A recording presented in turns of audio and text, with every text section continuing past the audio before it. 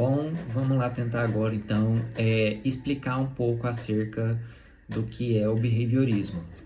Para entender primeiramente em qual que ele é, qual a sua base, a gente precisa entender primeiro qual o contexto que ele surge, qual o contexto daquela época para que então o behaviorismo surgisse. Você tem aí então, contando a história, na Idade Média, a igreja explicava que o comportamento era pela posse de uma alma. Então, a gente tem ali toda aquela ideia que a gente estudou no ano passado, de que todo comportamento, que todo permear humano era composto unicamente por sua alma. Bom, depois avança um pouco no tempo e vem a ciência, no início do século, explicando que o comportamento se dá pela existência de uma mente. Então vem aquela questão dos filósofos explicando que o comportamento está todo e unicamente na cabeça, ou está todo unicamente no coração, e enfim. Então surge a proposta então do behaviorismo, que nada mais era do que tornar o comportamento objeto de estudo. Então, tornar ele próprio o objeto de estudo e não o comportamento como a manifestação de algo. Então, com base em tudo isso que a história nos traz, surgem as questões de alma e as ideias de mente que geravam comportamento. E com base nessa ideia, surge uma visão dualista de mundo, que o homem possui duas naturezas. Primeiro, uma divina e material, e segunda, uma mental e física. Então, baseando nesse conceito de comportamento, vai surgir algo que é oposto ao behaviorismo, chamado mentalismo, onde o acesso às ideias, ou aos pensamentos, às imagens, se faria somente através da introspecção, que seria então revelada por meio de uma ação, gesto ou palavra. Ou seja, é mais ou menos naqueles moldes de associação livre da psicanálise. Então, surge, através do mentalismo e da introspecção, três ideias principais que uma vai continuar a outra. Primeiro, o indivíduo passivo recebe impressões de mundo, ou seja, as suas impressões de mundo são através das suas sensações. Segundo, essas impressões são impressas na sua mente, constituindo a sua consciência. E terceiro, e não menos importante, é então a entidade, sua mente, agente responsável, onde ocorrem os processos responsáveis por nossas ações. A partir de toda essa base que a gente tem do que estava acontecendo na época, vai surgir com Watson o behaviorismo metodológico, que surge aí em oposição ao mentalismo e ao introspeccionismo. Então, uma pergunta que vai nortear bem, e isso é bom ter na cabeça, a explicação de Watson é: por que não fazemos daquilo que podemos observar o corpo do estudo da psicologia? Então, por que não estudar o comportamento nele mesmo e não ele como manifestação de algo? Então, através dá para sintetizar a proposta de Watson em alguns pontos, que é estudar o comportamento por si mesmo, opor-se ao mentalismo e ignorar os fenômenos como consciência, sentimentos e estados mentais, aderir ao evolucionismo biológico e estudar tanto o comportamento humano quanto o animal, adotar o determinismo, ou seja, que o livre-arbítrio não existe, usar procedimentos objetivos na coleta de dados, rejeitando a introspecção, ou seja, rejeitando aquilo que você acha que você sabe, aquele método de associação livre, e realizar experimentações controladas, como aquela ideia que a gente estudou no período passado e vai estudar agora de reforço, de consequência, de estímulo e tudo mais. Vale ressaltar que Watson teve como uma das suas influências o positivismo de Augusto Comte, que postula que a rejeição do introspeccionismo estabelece como verdade o observável consensual, isto é, o observável partilhado e sancionado pelo outro.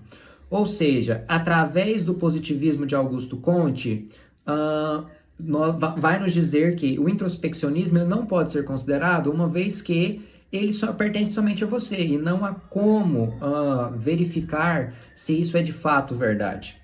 Então, através disso, a observação se tornou, para o behaviorismo, uma operação fundamental que, de uma maneira geral, define a categoria como comportamento, o seu objeto de estudo. Watson, então, considerava que o comportamento é o observável e, por definição, observável pelo outro, isto é, externamente observável. E então ele reitera muitas vezes que o objeto do behaviorismo metodológico, e se a gente está falando de Watson ainda, é somente o comportamento observável, rejeitando o mentalismo e o introspeccionismo.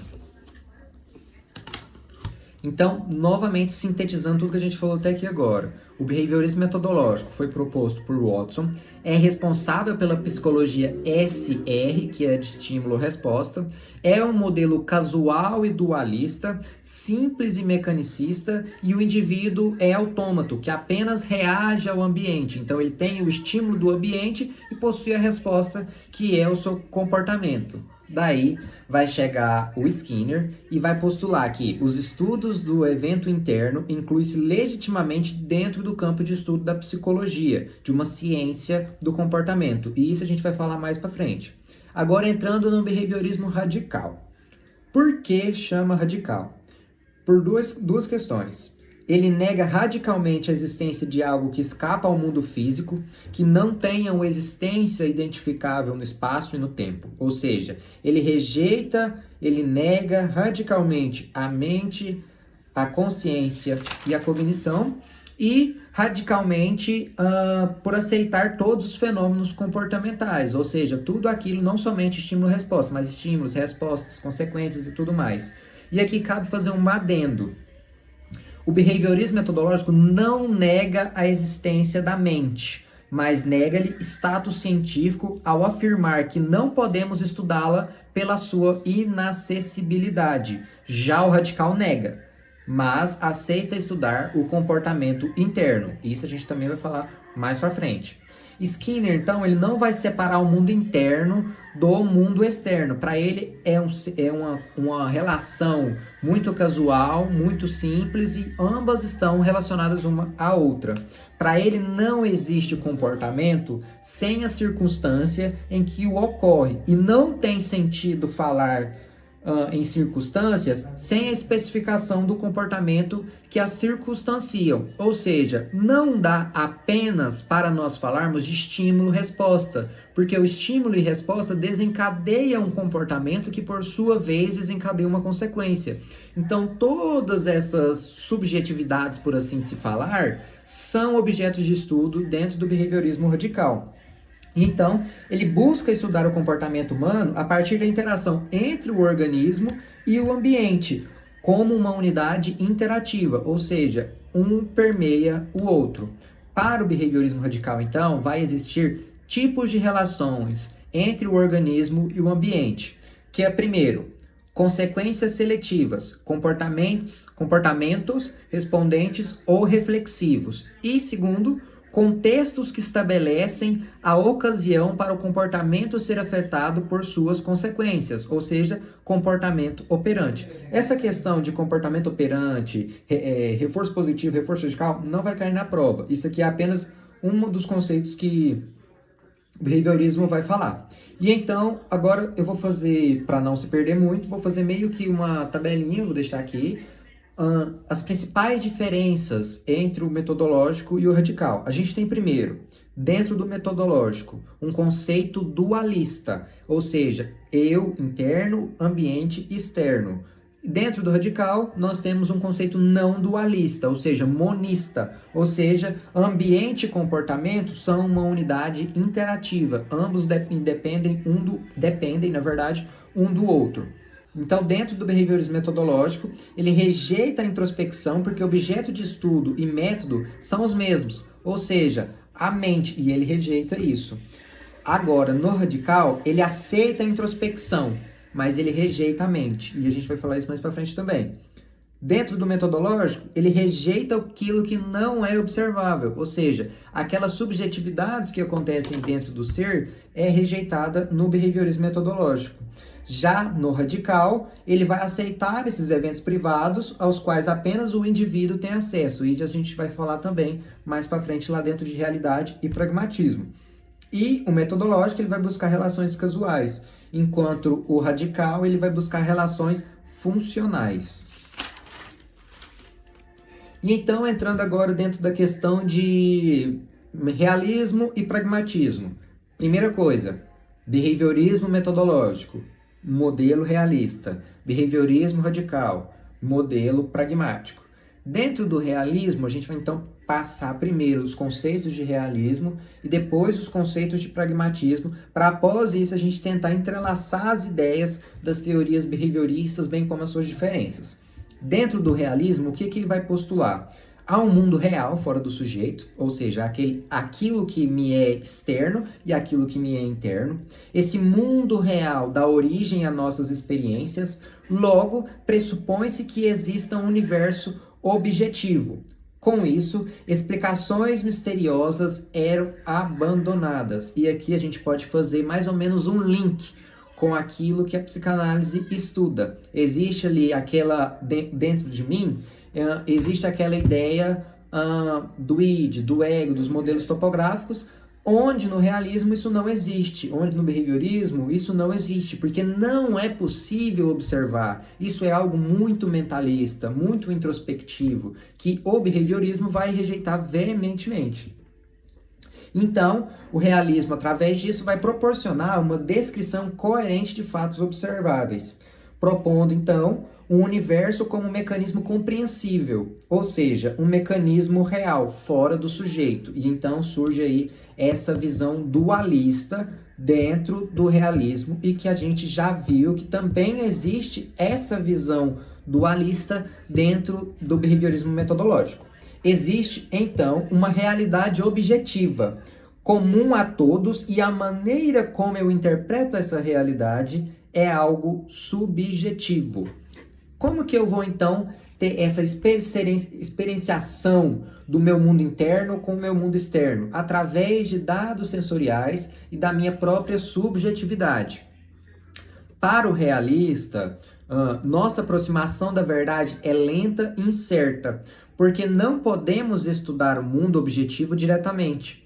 Isso porque só temos acesso àquilo que nossos sentidos produzem. Ou seja, essa caneta existe, mas eu só sei que essa caneta existe porque o meu sentido de visão mostrou que ela existe, porque o meu sentido do tato me mostrou que ela existe e porque aquele pré-conceito me fala que essa caneta existe. Então, os dados sensoriais estão dentro do sujeito, são subjetivos, mas através dele é possível tentar entender o que está fora do sujeito, os dados objetivos. Fechando o realismo, a gente vai então para o pragmatismo, que tem como uma característica ser algo mais prático. Então, o pragmatismo ele contrasta com o realismo, porque a sua ideia principal é de que a força da investigação não reside na descoberta da verdade sobre como o universo objetivo funciona, mas no que ele nos permite fazer. O pragmatismo, então, tenta interpretar cada noção e cada visão, na verdade, identificando as respectivas consequências práticas. O pragmatismo, então, vai equiparar a verdade com um poder explicativo. Ou seja, se uma ideia explica mais e compreende melhor nossa experiência, então ela é mais verdadeira. Por isso, o caráter mutável da ciência, ou seja, ele está em constante evolução. Um exemplo muito bom aqui é, por exemplo, para o pragmatismo, a gente nunca vai saber se, por exemplo, a Terra gira em torno do Sol. Não dá para um pragmático, por exemplo, falar isso é verdade absoluta, isso é verdade 100%, porque talvez algum dia surja alguma teoria que contradiza e talvez explique mais do que essa atual que nós temos de que o mundo gira em torno do Sol. Então, a gente vai agora, tendo o conceito e a noção do que é realismo para o que é pragmatismo, a gente vai tentar entrelaçar essas ideias. Então, tentei fazer algo muito prático aqui para entender. Ou seja, entrelaçando as teorias, a gente tem o behaviorismo radical com a sua visão pragmática, que nada mais é do que a ciência é a busca da descrição econômica e abrangente da experiência natural humana. Por que econômica? O pragmatismo com o behaviorismo radical não está preocupado se aquele comportamento é verdade, se aquele comportamento é mentira, se aquela verdade é uma verdade ou se aquela mentira é uma mentira, mas do quanto aquilo é bom para o ser, é verdade, é útil. Qual sentido de poupar? E aqui, em questão de descrição econômica, porque na aula, por exemplo, teve muita dúvida acerca do que era isso, existe na verdade, uma descrição de um teórico, que eu até vou abrir aqui e vou ler, chama Mack, acho que é Wilbard Mack, que ele vai postular o seguinte: quanto mais simples forem as leis e teorias de uma ciência, mais desenvolvida economicamente essa ciência é. Abre aspas. Em ciências que são altamente desenvolvidas, as regras para a reconstrução de grandes números de fato podem ser incluídas em uma única expressão. Fecha aspas. A ciência, portanto, se apresenta como uma atividade econômica por excelência, já que promove uma descrição mais completa dos fatos com o mínimo de esforço possível.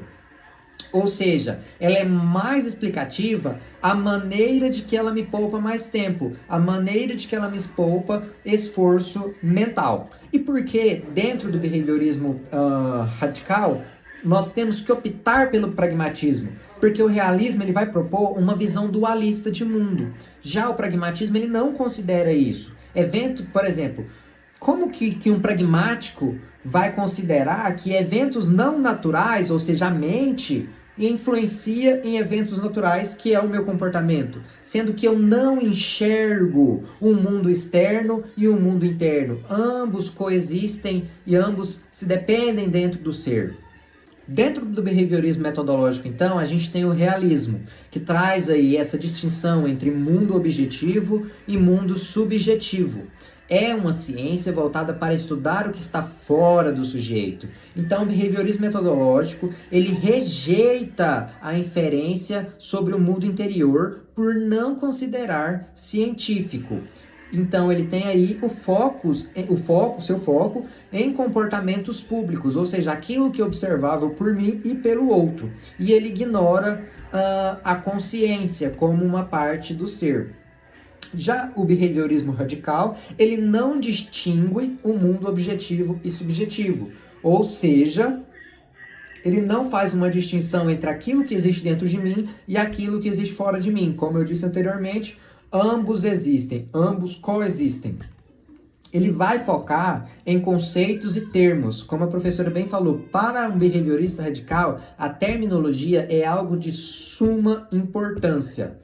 Então, ele vai rejeitar o pragmatismo vai rejeitar o realismo por considerar que ele leva a definições confusas de comportamento, uma vez que ele rejeita a inferência sobre o mundo interior por não considerar científico. Porque para o behaviorismo metodológico, como eu falei lá no começo, ele é algo muito mecanicista, muito simplista. E o ser não é só isso. O ser ele tem emoções, ele tem sentimentos, ele tem a sua consciência, as suas questões cognitivas e biológicas. E o metodológico não considera isso.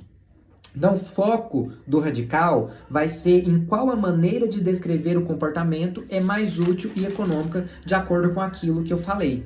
Então, os eventos privados dentro do behaviorismo radical, estando entre as coisas das quais podemos falar, podem ser incluídas no estudo do comportamento. Ou seja, aquilo que me é interno e eu posso falar e possa ser interpretado pelo outro, pode sim ser considerado dentro, e pode e vai ser considerado dentro do estudo do comportamento. E aqui vale fazer muito uma distinção entre eventos privados e introspeccionismo junto com o mentalismo. E aqui eu vou trazer mais um exemplo. Uma pessoa tem um sonho, um evento privado. Ela pode tentar lembrar e interpretar o sonho, uma introspecção, o que já não é considerado pelo behaviorismo radical.